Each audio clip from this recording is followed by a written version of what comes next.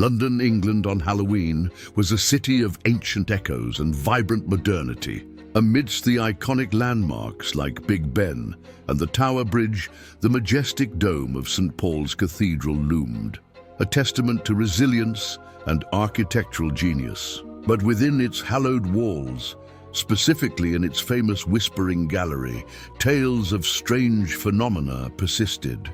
This circular walkway, known for its unique acoustic properties, where a whisper on one side can be heard clearly on the other, was also rumored to be a nexus of spectral voices and phantom presences. For Dr. Sera Thorne, a renowned acoustic engineer and a staunch disbeliever in the supernatural, this Halloween was a professional challenge. She had gained exclusive overnight access to the Whispering Gallery, convinced that the reported disembodied whispers and inexplicable cold spots were merely sophisticated auditory illusions and environmental anomalies, products of the dome's unique architecture, rather than genuine paranormal manifestations. Her objective: to establish a definitive acoustic profile of the hauntings, aiming to provide a scientific explanation for the auditory phenomena, or if nothing manifested, to offer a final, empirical closure to the ghostly tales. Sera, whose keen ear for sonic detail was matched only by her unwavering scientific skepticism, dismissed the countless anecdotes of ghostly voices and phantom choir practice as charming but ultimately unfounded superstitions. She believed every eerie sensation had a rational explanation: subtle air currents, resonant frequencies, or the power of expectation amplified by the gallery's unique echo. Her team consisted of two equally pragmatic but increasingly uneasy graduate students, Clara and Leo, who shared her academic rigor but less of her stoicism in the face of the cathedral's chilling reputation. They arrived on the evening of October 31st, the crisp London air carrying the earthy scent of old stone, dampness, and a faint metallic tang like ancient bells and forgotten incense. The colossal dome of St. Paul's, with its intricate details and soaring height, seemed to glower under the bruised purple and ominous orange twilight sky. A scattering of carved pumpkins, their glowing orange faces contorted into menacing grimaces, adorned the cathedral's external steps and some internal archways, a festive gesture by the cathedral's management. But their light seemed to pulsate with an unnerving, almost sentient intensity in the deepening gloom. Their designated study area was the Whispering Gallery itself, a circular walkway perched high within the dome, offering panoramic views of the cathedral floor below. This area was the epicenter of the cathedral's most extreme claims, famous for sudden temperature drops, disembodied whispers, and the inexplicable feeling of being sung to by an unseen choir. Sera meticulously set up her specialized equipment: highly sensitive parabolic microphones, infrasound detectors, thermal cameras, and electromagnetic field (EMF) detectors, hoping to capture any subtle environmental or psychic anomalies. A single battery-operated jack-o'-lantern, its orange LED flickering steadily, sat on a nearby stone bench, a practical light source among the sophisticated gadgets and a defiant symbol against the gallery's grim history hours past. The initial data was frustratingly inconclusive. Microphones picked up nothing but the distant hum of the city, filtered by the thick stone. Thermal cameras registered no unusual heat signatures, and infrasound detectors remained silent. Sera, her voice calm and analytical, began her video log, a hint of professional satisfaction in her tone.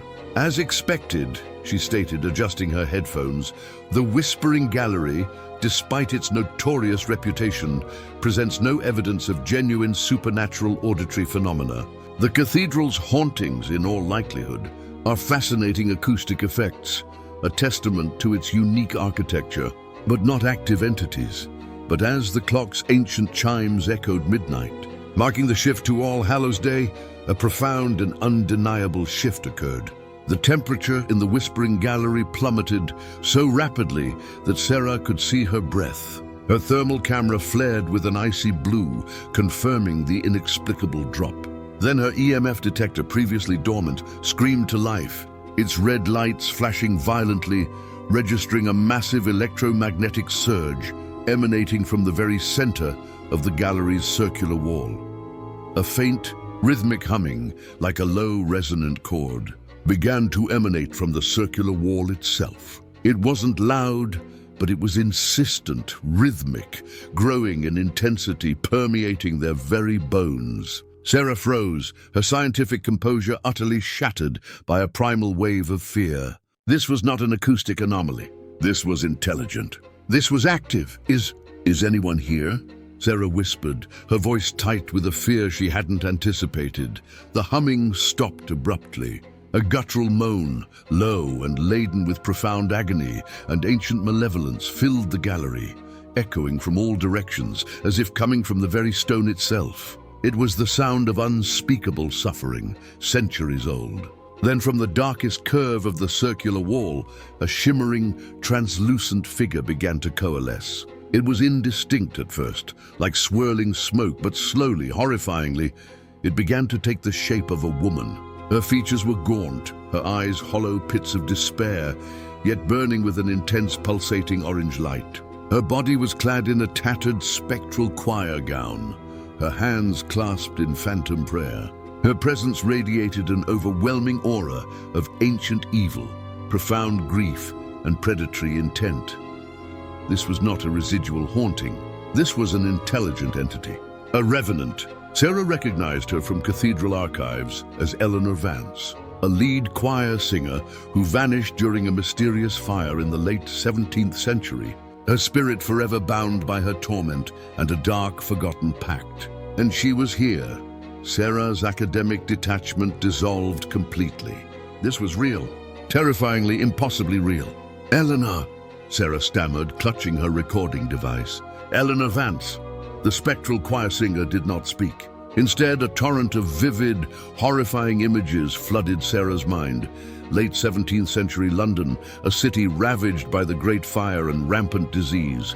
She saw Eleanor, not as a mere choir singer, but as a young woman caught in a terrifying conspiracy. She discovered a secret society, the Silent Symphony, operating beneath St. Paul's, performing dark rituals to harness the potent acoustic energies of the dome, seeking to open a temporal rift, a thinning of the veil, specifically on Halloween, when the spiritual energies were at their peak. The fire in the cathedral was not an accident. It was a deliberate act, a ritualistic sacrifice to open a gateway to another dimension, a void of eternal silence. Eleanor, a witness, was silenced, her spirit trapped, bound to the cathedral not as a victim, but as an unwitting guardian, a key to a powerful portal. The entity she served was not malevolent, but an ancient cosmic force that sought entry, using the cathedral's unique acoustics as its anchor. Eleanor's grief was not directed at the cathedral, but at those who trapped her, preventing her passage, forcing her to watch the endless attempts to open the rift. The pumpkins outside, Sera realized, were not just festive. They were unintended beacons, their orange glow mirroring Eleanor's tormented eyes. Drawing the entity's attention to the surface, the images clarified a horrifying truth. St. Paul's Cathedral was not just haunted. It was a cosmic anchor, a prison and a gateway. Eleanor Vance was merely a sentinel, her torment a byproduct of a much larger, ancient ritual.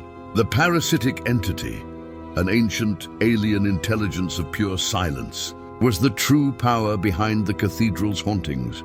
Bound to the Whispering Gallery and on Halloween, its hunger for entry was at its apex, demanding not just human fear, but a complete forfeiture of sound, a tearing of the fabric of reality to become its permanent conduit. And Sera's meticulous, analytical mind, which had delved so deeply into its domain, made her the perfect vessel for its eternal passage into silence. The Whispering Gallery grew colder, thicker with unseen presences. Sera felt phantom hands, bony and icy, pulling at her clothes, tearing at her skin.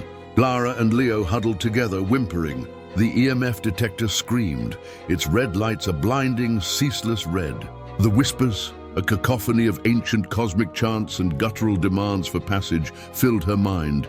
Silence. Silence. Open the void. Release us. Eternal silence. The spectral Eleanor glided closer, her hollow orange eyes fixed on Sera, her translucent hands clasped in phantom prayer, reached out not for her throat but for her mind, seeking to transfer the unending burden of her frustrated rage and the entity's cosmic grasp.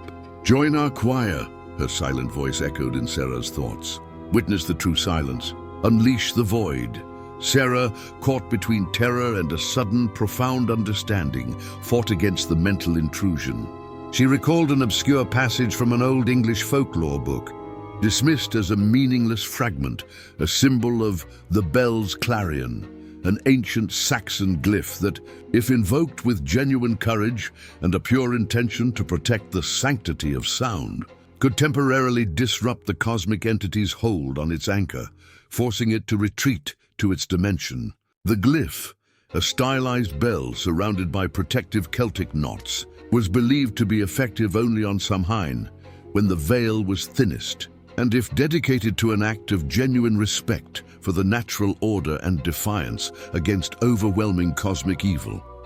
With a desperate surge of adrenaline, Sera broke free from the mental hold. "No!" she gasped, forcing the word out, her voice echoing through the gallery. "I will not silence the world. I will not unleash the void." She began frantically drawing the bell's clarion glyph on the dusty stone floor with her finger, recalling every detail from the folklore book. Clara, despite her terror, saw his desperate effort and, remembering a similar diagram from an old architectural text of the cathedral, instinctively helped her complete the intricate pattern. Leo, though still trembling, focused the portable spotlight on the glyph, amplifying its presence. The phantom hand still tugged, but less with malevolence, more with a desperate, pleading urgency for completion of the ritual. As the glyph was completed, it pulsed with a faint, shimmering golden light, starkly contrasting with the dominant orange. The spectral Eleanor roared, a sound of ancient fury, her form flickering violently. The orange glow in her eyes wavered, replaced by a momentary flash of frustration, then pure, unadulterated hatred. Eleanor lunged, but as she crossed the boundary of the glowing glyph, her form distorted, shimmering violently as if struggling against an invisible barrier. The ancient cosmic chants and whispers ceased abruptly. The surrounding shadowy figures, the remnants of the silent symphony's influence, recoiled, their orange glows dimming to nothing. Sera, seizing the moment, remembered another detail from the folklore. The entity's ultimate weakness was exposure to raw, untamed sound and the vibrations of pure, human harmony, sounds that mirrored the balance of the natural world, not the cosmic discord it preferred. She looked at her small LED-lit pumpkin, still flickering on the stone bench. It was a simple, harmless object, but now it felt like a conduit for a different kind of power. With a desperate prayer for the sanctity of sound, Sera grabbed the pumpkin. "This is not your silence, entity," she screamed, her voice ringing with defiance. "This is the sound of humanity, the harmony of life." She hurled the glowing pumpkin towards Eleanor. The pumpkin struck the spectral form, not with force, but with a sudden, blinding burst of pure golden light, accompanied by the ethereal, soaring sound of a magnificent, harmonious choir. Eleanor convulsed violently, letting out a final, ear-splitting shriek that tore through the cathedral, a sound of ancient pain and absolute defeat. Her terrifying form dissolved into shimmering golden particles that drifted upwards through the ancient dome, ascending into an unseen, ethereal light, finally banished from the physical realm. The whispering gallery returned to its chilling stillness, but the oppressive malevolence was gone. The EMF detector fell silent, the temperature normalized. The pervasive scent of decay vanished, replaced by a faint, clean smell of old stone and something akin to fresh, harmonious air. Emerging from St. Paul's Cathedral at dawn, Sera Thorne was a changed woman. Her acoustic logic was utterly shattered, replaced by a profound conviction in the existence of something far older and more terrifying than mere architectural acoustics. Her scientific quest had led her to a spiritual confrontation and, unexpectedly, to a victory over an ancient cosmic malevolence. She never again sought to simply record. She sought to understand, to respect, and to protect. Her video log, initially a quest for scientific debunking, became a testament to a genuine encounter with the supernatural, watched by thousands. She never returned to purely debunking haunted locations. Instead, working with Clara and Leo, and with the support of the Cathedral's historical trust, she used her platform to advocate for the respectful preservation of such sites, recognizing their potent living history. She published The Bell's Clarion, Eleanor Vance and the Silent Symphony, detailing not just the historical context of the cathedral, but her terrifying encounter, the true nature of the entity, and the ritual that bound it. From that Halloween forward, the grim legends of the Whispering Gallery began to shift. Fewer aggressive hauntings were reported. Visitors spoke of a palpable sense of peace in the gallery, a subtle presence, but no longer one of malevolence. The entity was banished. Eleanor's spirit finally found its release, and Dr. Sera Thorne, the once cynical acoustic engineer, became an unlikely guardian of London's spectral history, ensuring that on every Halloween, the chilling tale of the Whispering Gallery was remembered, not as a mere historical curiosity, but as a poignant narrative of ancient evil confronted and finally a hard-won peace. The jack-o'-lantern outside St. Paul's Cathedral became a permanent fixture, always lit, a silent vigil against the shadows. Its orange glow a beacon of hope for the whispering walls and the silent choir within.